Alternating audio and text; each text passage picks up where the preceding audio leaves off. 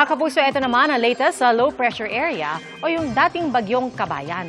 Huling namataan ng LPA sa Impasugong Bukidnon at humina ang bagyo dahil sa interaksyon nito sa lupa matapos maglandfall sa Davao Oriental kanina.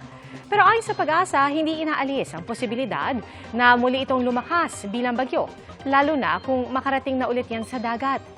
Maging bagyo man ulit o manatili na lang na LPA, inaasahang tuluyan nitong tatawirin ang Mindanao, dadaan sa Sulusi at sunod namang tutumbukin ang lalawigan ng Palawan. Wala nang nakataas na namang wind signal pero malakas ang hangin at magiging maalon sa maraming baybayin sa bansa. Bukod sa LPA, magpapaulan din sa iba pang bahagi ng bansa ang shear line at hanging amihan.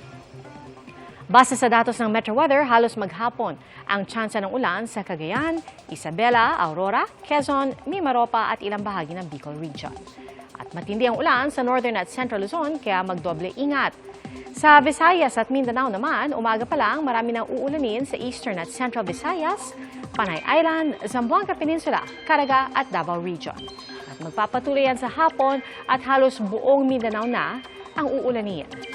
Malalakas ang ulan sa ilang lugar kaya maging alerto sa posibleng pagbaha o pagguho ng lupa. At dito naman po sa Metro Manila, kagaya po ng naranasan kanina, ay may tsansa pa rin ng pag-ulan bukas.